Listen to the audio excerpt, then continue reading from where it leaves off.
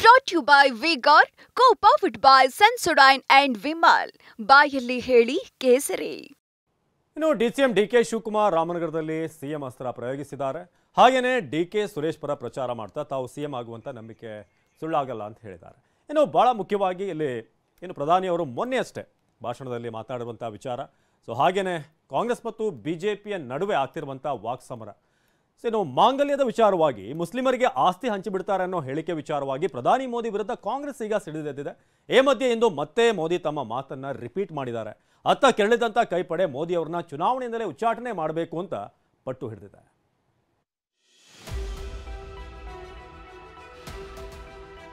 आपकी संपत्ति छीनकर उनके खास लोगों को बांटने की गहरी साजिश रचकर बैठी है। प्रभु हनुमान जी का स्मरण करते हुए हनुमान चालीसा सुन रहा था, उसको लहू लहान कर दिया गया। ಮಂಗಲ್ಯ ಸರ, ಮಾರುತಿ ಭಜನೆ, ನಾನಾವೇಶ, ಭಿನ್ನ ರೂಪದ ಭಾಷೆ, ಉದ್ದೇಶ ಒಂದೇ, ಚುನಾವಣೆ ಗೆಲುವು. ಲೋಕ ಅಖಾಡದಲ್ಲಿ ಮಾತಿನ ಯುದ್ಧ ಜೋರಾಗಿದೆ. ಅದರಲ್ಲೂ ಪ್ರಧಾನಿ ಮೋದಿ ಒಂದು ಹೆಜ್ಜೆ ಮುಂದೆ ಇರಿಸಿ ಮನಮೋಹನ್ ಸಿಂಗ್ ಪ್ರಧಾನಿಯಾಗಿದ್ದ ವೇಳೆ ನೀಡಿದ್ದ ಒಂದೊಂದೇ ಹೇಳಿಕೆಯನ್ನ ಹೆಕ್ಕಿ ತೆಗೆದು ಕಾಂಗ್ರೆಸ್ ಹಣಿಯೋದಕ್ಕೆ ಪ್ರಯೋಗಿಸ್ತಾ ಇದ್ದಾರೆ. ಮೊನ್ನೆಯಷ್ಟೇ ಕಾಂಗ್ರೆಸ್ ಅಧಿಕಾರಕ್ಕೆ ಬಂದ್ರೆ ಮಹಿಳೆಯರ ಮಾಂಗಲ್ಯ ತರವೂ ಇರಲ್ಲ ಎಂದಿದ್ದ ಮೋದಿ ಇವತ್ತು ಮತ್ತೊಮ್ಮೆ ಕಿಡಿಕಾರಿದ್ದಾರೆ.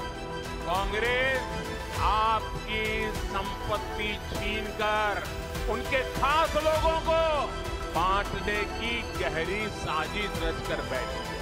इससे कांग्रेस और उसको सिस्टम में उनको इतनी मिर्ची लगी है कि वो हर तरफ गालियां देने में टूट पड़े।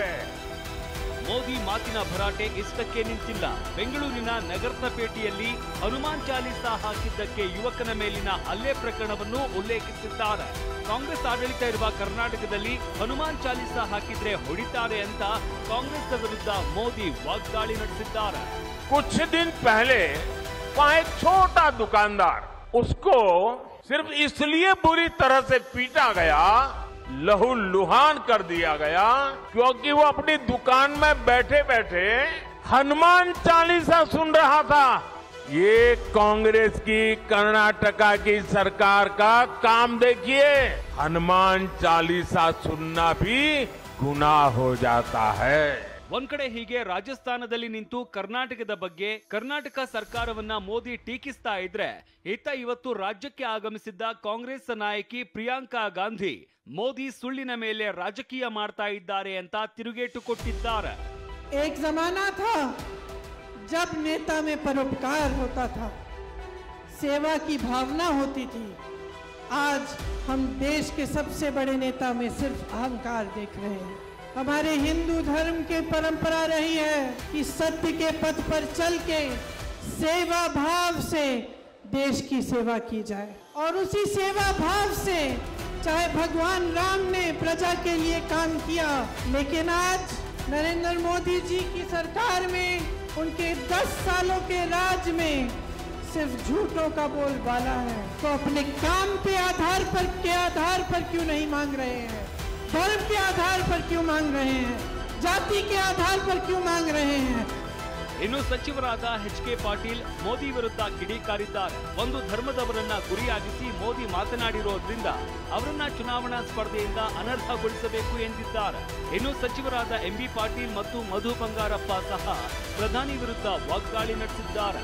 ಮುಸ್ಲಿಮರನ್ನೇ ಗುರಿಯಾಗಿಟ್ಕೊಂಡು ದ್ವೇಷದ ಮಾತುಗಳನ್ನು ಏನು ಹೇಳಿದ್ದಾರೆ, is attracting disqualification. Manmohan Singh ಅವರು ಹೇಳಿದ್ರಲ್ಲಿ ಅದನ್ನು ಎಡಿಟ್ ಮಾಡಿ ಅದರಲ್ಲಿ ಒಂದೇ ಒಂದು ಮುಸಲ್ಮಾನರು ಮತ್ತು ಸಂಪತ್ತು ಅದನ್ನು ತಗೊಂಡು ಅತ್ಯಂತ ತೀವ್ರವಾದಂಥ ನಮ್ಮ ಪ್ರಧಾನಮಂತ್ರಿ ಇವತ್ತು ಈ ಮಟ್ಟಕ್ಕೆ ಇಷ್ಟೊಂದು ಕೆಳಮಟ್ಟಕ್ಕೆ ಫ್ಯಾಬ್ರಿಕೇಟೆಡ್ ಇದನ್ನು ಮಾಡಿಕೊಂಡು ಅವರು ಒಬ್ಬ ಹೆಣ್ಮಗಳ ತಾಳಿಗೆ ಹೋಲಿಸಿ ಮಾತನಾಡ್ತಾ ಇದ್ದಾರೆ. ಅವರು ಎಷ್ಟು ಡೆಸ್ಪರೇಟ್ ಆಗಿದ್ದಾರೆ.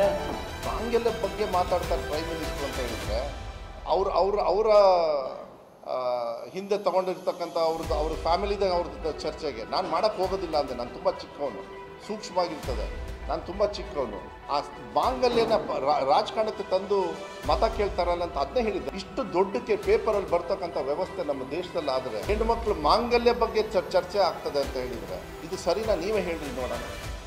ಮೊದಲ ಹಂತದ ಮತದಾನ ಮುಗಿದ ಮೇಲೆ ಮೋದಿ ಅವರ ಭಾಷಣದ ಶೈಲಿ ಮತ್ತು ಕಾಂಗ್ರೆಸ್ ವಿರುದ್ಧ ಅವರು ಮಾಡುವ ವಾಗ್ದಾಳಿಯ ಶೈಲಿ ಬದಲಾಗಿದೆ. ಭಾವನಾತ್ಮಕ ವಿಚಾರಗಳನ್ನ ಮೋದಿ ತಮ್ಮ ಭಾಷಣದಲ್ಲಿ ಉಲ್ಲೇಖಿಸ್ತಾ ಇದ್ದಾರೆ. ಅತ್ತ ಕಾಂಗ್ರೆಸ್ ಕೂಡ ಕೈಕಟ್ಟಿ ಕೂರದೆ ಮೋದಿಗೆ ಮಾತಿನಲ್ಲೇ ತಿರುಗೇಟು ಕೊಡ್ತಾ ಇದೆ. Bureau report, TV9. ಇನ್ನು ಪ್ರಧಾನಿ ಮೋದಿ ಮಾಂಗಲ್ಯದ ಬಗ್ಗೆ ಕೊಟ್ಟಿದ್ದಂತ ಹೇಳಿಕೆಗೆ ಬೆಂಗಳೂರಿನಲ್ಲಿಂದು ಪ್ರಿಯಾಂಕಾ ಗಾಂಧಿ ತಕ್ಕ ತಿರುಗೇಟು ಕೊಟ್ಟಿದ್ದಾರೆ. ನನ್ನ ತಾಯಿ ದೇಶಕ್ಕಾಗಿ ಮಾಂಗಲ್ಯವನ್ನೇ ಕಳೆದುಕೊಂಡಿದ್ದಾರೆ ಅಂತ ಪ್ರಿಯಾಂಕಾ ಹೇಳಿದರು.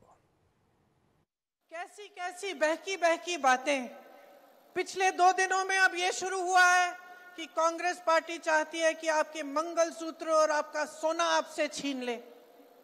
70 सालों से ये देश स्वतंत्र है, 55 सालों के लिए कांग्रेस की सरकार रही है। किसी ने आपसे सोना छीना, आपके मंगलसूत्र छीने? इंदिरा गांधी ने अपना सोना, जब जंग हुई थी, अपना सोना देश को दिया। मेरी मां का मंगलसूत्र इस देश को कुर्बान हुआ है।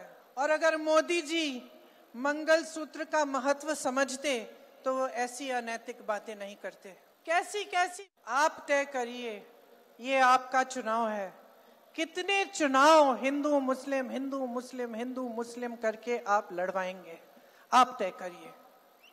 और आप क्या ये चुनाव महंगाई, बेरोजगारी, शिक्षा, स्वास्थ्य पे नहीं लड़ाना चाहते? आप तय करिए, आपको कैसी राजनीति चाहिए? नैतिक राजनीति कि नाटक की राजनीति? सत्ता की राजनीति कि सत्य की राजनीति? परोपकार चाहिए आपको या अहंकार चाहिए? ये तय करिए, क्योंकि अब समय आ गया है कि अगर आप गहराई से नहीं सोचेंगे, आप जागोगे नहीं, तो ये देश खाई में चले जाएगा। Brought to you by Vigor, co-powered by Sensodyne and Vimal. ಬಾಯಲ್ಲಿ ಹೇಳಿ ಕೇಸರಿ.